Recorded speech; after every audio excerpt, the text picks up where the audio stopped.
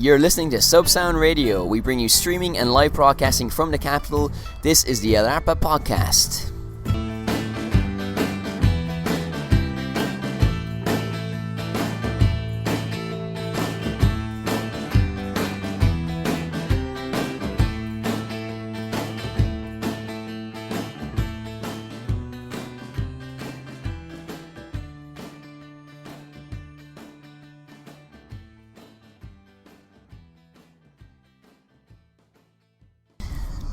Welcome back to the Alarpa Podcast. This is Enda from Alarpa saying hello. And Maria saying hello. Fantastic. So we're back in the hot seat this week with a burning topic. We're going to be talking about cinema and the influence of art on different scenes in iconic movies that we both know and love. But before we do that, this weekend is a puente, a long weekend. As our Spanish speaker and our native Spanish speaker, that is, what's a puente for people listening who are not familiar with Spanish culture and It's more? a bridge. It's a bridge. It is a bridge, but in this context, it's not just a bridge, or physically a bridge, at least. Yeah, it's what we call a bank holiday. Do you have any idea what the origins are of a bridge? I know, for example, it's a bridge between, for example, Thursday and Friday to Monday. Yeah. In that kind of context, it's a bridge. Yeah. But is there any other route for this? As far as I know, there isn't anymore, but I'm sure you're gonna tell me something. I will in just a moment. A question for you, but is every puente related to a saint? Pretty much so, I would say, yeah. Who's the saint this weekend? Santiago. And Saint Patron of Spain. And Galicia as well, no? Well, in particular, yeah. But whose name was invoked during the reconquest of Spain. Yeah, used to be a national holiday, but then it stopped being, and then it depends on the year. It's intermittent. Why? Yeah, well, because we have to have the same number of holidays in all the provinces, so some of the provinces have their own local holidays, so in order to make it up so that we're all the same, some years, some days are a holiday and other years they aren't. I from my perspective, he's not the most celebrated saint in Spain. I mean, for example, that we're in Madrid, San Isidro far outstrips him in popularity. Sure. Yeah, well, his days are a bit he has a name, doesn't he? Matamoros. Oh God, yeah. It's not, it's not really a 21st century saint, no. I would say. Google his paintings of him.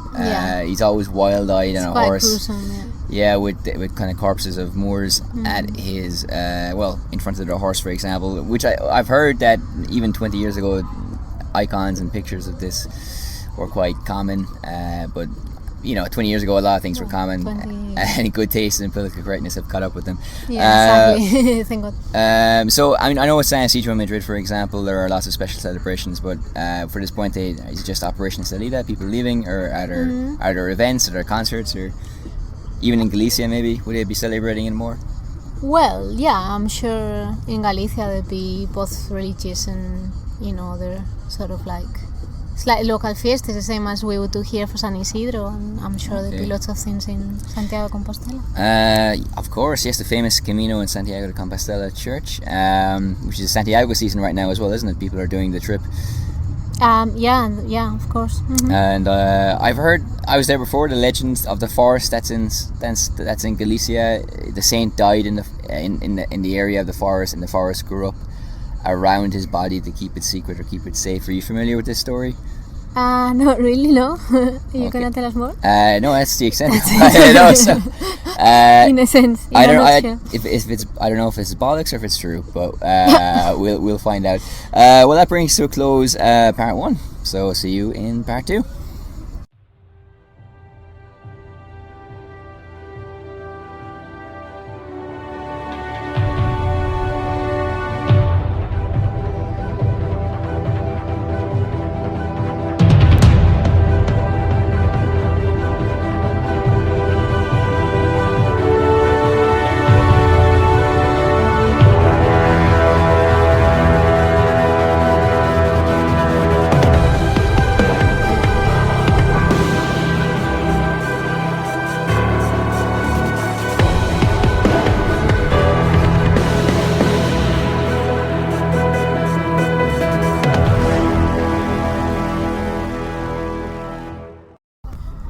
Welcome to part 2 of the show.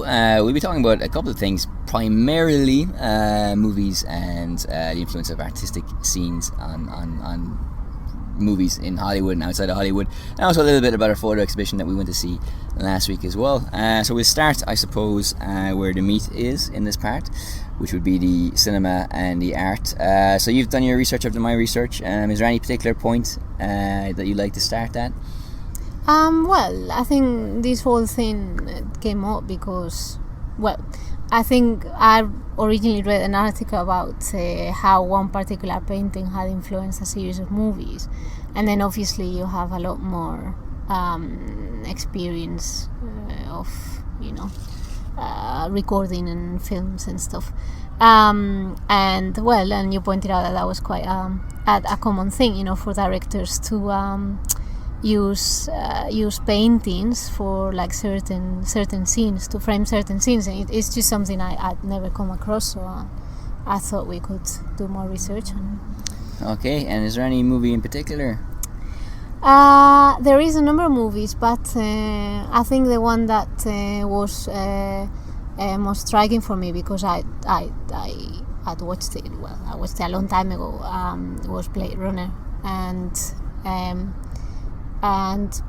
basically there's like one particular painting, this painted by an artist called Hopper, who basically that was the painting that Ridley Scott constantly repeated that he wanted the film to look like. Especially a bar scene, no? There's a corner of a bar. The corner, yeah. That's what the painting is. We'll make sure it's an image on the podcast just so people know what I'm talking about. And and it was just interesting that he basically what he said to the cameraman was like, I constantly, I wanted to look like this, and it's funny because I think it's very difficult to create an atmosphere based on something else, and I don't know, I think it certainly creates the atmosphere that is needed for... well, I don't necessarily agree. I mean, obviously, just for a point of discussion and to stretch this podcast out a little bit more. Of course. No, but for example, one of my favourite movies is The Sting, which is a 30s kind of scam movie with Paul Newman and Robert Redford, which is a great matchup, obviously. And it's not for visual reasons. It hasn't been influenced by any art or anything, but the scriptwriter listened to jazz records repeatedly while writing the script, and that was something that kind of kept him in the moment and in the mood to write something. So I think from someone who's written a bit, not as much as noteworthy scriptwriters, of course, but I think because film is such a visual medium anyway, it's easy to draw influence like that painting was a source of influence for Blade Runner. And another thing is, well, that painting's from the 50s, right? Or is it? Yeah, from the 50s. Well, like what you have there, I think, is in the 50s you had these things, well, more in the 20s and 30s, because kind of cinema noir and things like with kind of hard-boiled detectives, and Lauren Bacall's husband, Humphrey Bogart, he was the kind of a figure of that as well, but these are things that you could even apply to some parts of the 50s as well. If you've ever seen LA Confidential, you can see that trope, or that hard-boiled police officer being used again, and that's effectively what Deckard is, Harrison Ford's character in Blade Runner as well. You still have that kind of noir element to it. You have that police dynamic, and even though it's set in the future, it's kind of a common it seems like it's a human story that's been kind of recycled or reused in a new setting, and that painting in that context I think makes sense to use it as a source. I'm sorry, I'm trailing off there because the look on Murray's face is distracting me. No, that face phrase, you're so smug. I'm not smug. No, I know, but I think in a sense, but both things are compatible, because in reality what I was trying to say is not so much that it's strange that it draws inspiration from that, but that it's difficult to do it well. Then again, of course, I don't work in the industry, or I don't know as much as you. I didn't say I work in the industry. Going back to podcast, did I say it? Leave it in the comments. I didn't. So there. I'm saying or no as much as you, so maybe it's not as difficult as it seems. Okay. But to me, as somebody who knows nothing about it, a layman, it seems to me that it would be quite a hard thing to do.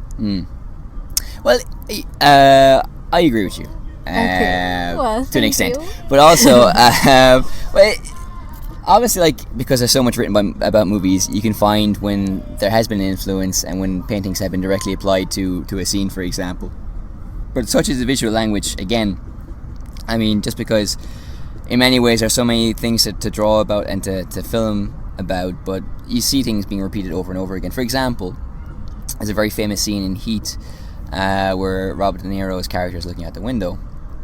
It's based on a painting from the 20s or 30s, and again, we'll give you that painting to look at while you're listening to this podcast, so you know exactly what we're referring to. But if you're familiar with the movie, you're probably familiar with this, and it's based on that painting. Now, this scene, in a sense, is repeated at the end of Road to Perdition, when Tom Hanks' character is looking at the window at his son playing on the beach, and I won't say what happens after for spoiler reasons, but and again, you know, it's I don't think it's influenced by either the painting or Heat, but it's such a striking image. I think that's caps off the movie quite nicely, and you know, it's artistic in its own sense without being taking from another artistic source, and you could link it easily to Heat as well, like I'm trying to here, because I think, you know, the visual language, you know, it can be very powerful and very strong, but also as well you can see these things cropping up again and again. So I think it's hard to evaluate sometimes as well, because again, we're all a product of our different influences, and sometimes it's direct and obvious, and other times it's indirect and not so obvious.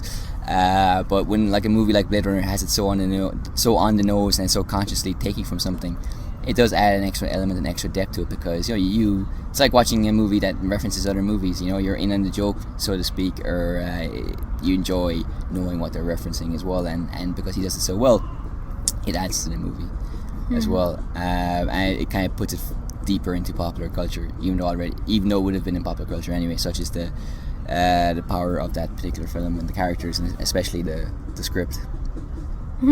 Yeah, and I think what's quite striking is that the actual painting is based on a real, you know, bar, like a corner, but then the atmosphere that they want to create in the movie, obviously it's of a place that doesn't exist, and it's in the future, and so on. And plus as well, you could say it's like Van Gogh's paintings of bars, you know, where the whole theme was about loneliness and being cut off, and in a way these replicants are cut off and lonely because they're not part of society, and if they try to have free will, they're hunted down. And Deckard, in his own way as well, the police officer is cut off and lonely as well. So again, the painting, even if it's a normal bar, it has the undertones of the financial crisis and so on. So so it has, and you see that as well in Blade Runner. No, there's slums and kind of poverty and that. Like this. Yeah, so in a sense, the atmosphere is fitting, similar. So it is done really well.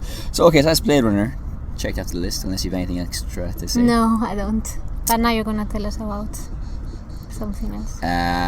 Way to put me on the spot there, Mary. Okay, well, the movie I want to talk about is Michael Collins, and I know I'm going off a little bit off topic here, in the sense that it's not, as far as I know, it's not a movie that takes directly again from painting. So that's kind of the path I'm walking down in this podcast, that you could be the person responsible for staying on topic. But I've read the production notes several times and stuff around the movie.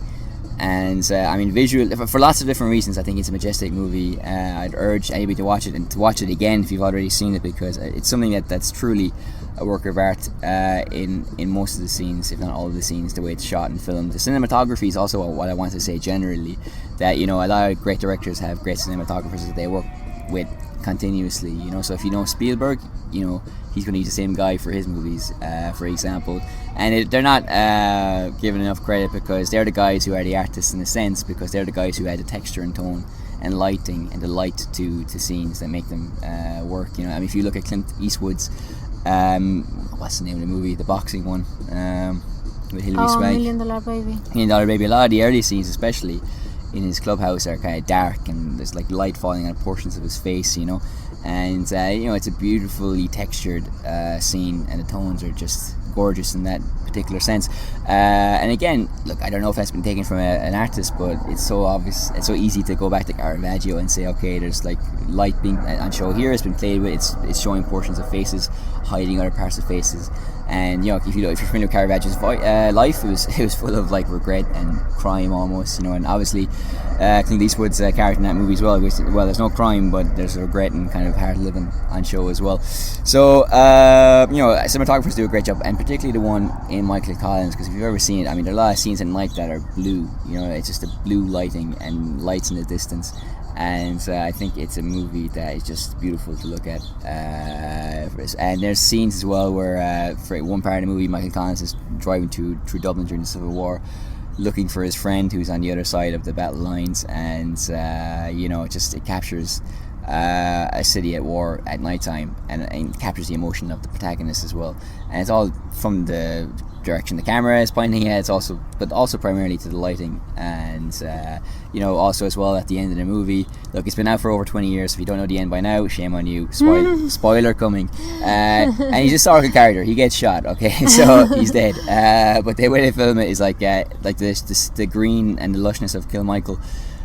Sorry, not Kilmichael, but Bale na Blá, which translates as the Mother of Flowers. It's very beautifully shot, and it contrasts and cuts with a scene of Kitty Kieran, played by Julia Roberts, buying a wedding dress in a very posh kind of department store, and the colours there really jump off the screen as well. So it's kind of like contrasting kind of the soft furnishings of her hopes and dreams for her future with her husband, or would-be husband, and kind of like the tragic beauty, to quote W.B. Yeats, of what's going to happen to one of our greatest political leaders in one of the most beautiful parts of Ireland, but in a tragic context, and with tragic consequences coming from a tragic event as well. So that movie just is absolutely gorgeous. If you contrast it with Wind Shakes the Barley, which kind of covers similar terrain, it's shot in a more rough way, and I think the cinematography obviously has to be aligned with the mood of the movie and how the characters speak. So for example, in When It Shakes the Barley, there's one scene where they have an ambush that's similar to the Bale na Blá scene, and the camera kind of pans, and the character kind of walks off into the distance to see how the other elements of the brigade are doing, and the acting is rougher because it's more naturalistic, and the dialogue is kind of rougher as well. While in Michael Collins, you've lines like Dev was my chief always, I'd follow him to hell, maybe I already have, these kind of singing quotes that they're almost theatrical and poetic in what they represent, and that all comes from how it's filmed as well. It's obviously all interlinked, but I think that because it's so artistic in how it looks, the movie becomes so artistic in what it says and how it says it as well. And that's why I think it's a beautiful marriage between the cinematographer and the director, and the director's a writer, so I'm sure he's a guy who's familiar with kind of expression in three different artistic forms. But as a movie, for a good looking movie, that's a good looking movie basically, even though it's not consciously inspired by a painting that I know of, at least. So maybe it is. Well, and what more can we say after that beautiful description? Well, I'm fecked from talking, so you can say something now. Since we're in Spain as well, the final movie we can talk about is Pan's Labyrinth by Guillermo del Toro. No, I think he's the director. Yeah, that's right. It's not a director I like. I don't like his visual style, if I'm being honest. But in Pan's Labyrinth, because it's so consciously taken from a Mr. whose paintings? Goya. Exactly. So you're a Spanish person. Can you describe the kind of look and feel of a Goya painting in his later years? I think the main word to describe them is darkness. They're like gothic, maybe, as well. Yeah, they're characters, creatures that are grotesque and uncomfortable to watch and scary and demon-like. He was depressed in his later life. Was he some kind of illness or something, wasn't there? Well, I think he was deaf. He went deaf, and he got pissed off about that. As you do. And he was meant to have quite a bad temper and be quite grumpy anyway. So like he has some kind of artistic temperament. Yeah, it could be. But anyway, and that movie is about the Spanish Civil War. And Goya became famous from his kind of paintings of well, not a civil war, but a war between Spain against the French, for example. And Pan's Labyrinth takes place in the Spanish Civil War, and it features creatures that could have walked straight off a a Goya painting, I think. No? Yes, very much so. And well, I think the idea is that they're mirroring, real people. So as to is it well, it's like a metaphor, of the horrors of the Civil War? the Civil War, of Because course. that got quite dark in Spain. Yeah, well, I guess all civil wars do. That's true. Of course, civil wars are brutal, no matter where they take place. So before we finish, a few missives, miscellaneous things, I should say. There's some paintings movies that are directly based on paintings. Well, for example, like the Girl with a Pearl Earring, yeah, which is also based on a book by Tracy Chevalier, who kind of specializes in historical fiction. Great book, great movie. Anything else? Well, also interestingly, the Batman animated series from the 90s, the opening credits, aside from the fantastic music that we all know, the cityscape, the landscape was really based on art from the 1920s, kind of modern art from the 1920s, this kind of very kind of sharp style. And so I mean, Gotham is basically New York, but also New York of the 20s and 30s, and that's really represented by the cartoon as well. So it's a cartoon that is really good because it stays true to the Batman legacy. But I think as well, the writers of it knew their culture, and because it's so good, it's not just because of storytelling and the characters, but and the popular culture element that we can identify with this character who's been in our popular imagination for decades, but just the art and love and the care and attention around it, the detail is really kind of elevated to something a bit more as well than your average Pocoyo episode or Peppa Pig episode. So you've one final thing to say? Another interesting project was something that came out a couple of years ago, and it was a project to animate some of Van Gogh's paintings, and then they put it online and people liked it so much that they actually made a movie about his life, basically using his most famous paintings as a basis to create a scene. Which reminds me, I'm such an idiot. Russian Ark is one of the greatest movies ever made. One of the greatest movies to use like no cuts. It's one long single take, and it tells the story of Russia through paintings. All right. Yeah, so that is. It's a similar idea. Similar idea. Mm-hmm. Well, Van Gogh is in the news. They found out the woman who he sent his ear to today, and the story behind her. Oh, she became destitute from catching rabies from a dog, and the care, medical care, kind of made her penniless. She had to work as a maid in a brothel because she wasn't of age to be a prostitute. Van Gogh knew her there because that's where he frequented in his non-painting hours, and she's the girl who sent his ear to, but she never told anybody. She told the biographer, I think it's in the Guardian today anyway, but she lived a long happy life married to some guy afterwards, and she didn't really tell anybody, so it wasn't the thing that she was boasting about, that's for sure. But the Van Gogh project sounds fantastic. Sounds like we should recommend it. Well, you should recommend it, you've seen it more than I.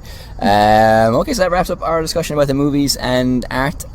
Before we go to part 3, we should mention that last week we went to a photo exhibition in Plaza de Castilla, in a little museum that has free exhibitions from time to time. Had Cleopatra there before, which we've spoken about in another episode, so you can check that in the archive. But what else? Did you like the hola chicos, ¿qué tal? So boys walk. Well, one guy's wearing like a blue shirt and white pants. He's like a hipster. His dad's probably rich. Anyway, that's the joys of park. We're leaving this in, by the way. This is it. This is the joys of filming in the park. Recording in the park. So anyway, and so yeah, we enjoyed the exhibition, didn't we? We loved the exhibition. I think it was, well, we have to say it was the work of a photographer. Yeah. Mainly in the 50s. Okay, mainly in the 50s. But she basically she wasn't known. I mean, she was a nanny, and all the photos that she took were just discovered, a few years back. Yeah. So like long after she died. Yeah. So that was very interesting. That's true, yeah. And she took city scenes and street scenes of ordinary people. She took Super 8 movies as well, school kids on school trips and picnics and that kind of thing. And we don't have enough time to go into it in great detail here, but you have the name of the artist. It's all online as well, so check it out. So that's part 2. See you very momentarily for part 3.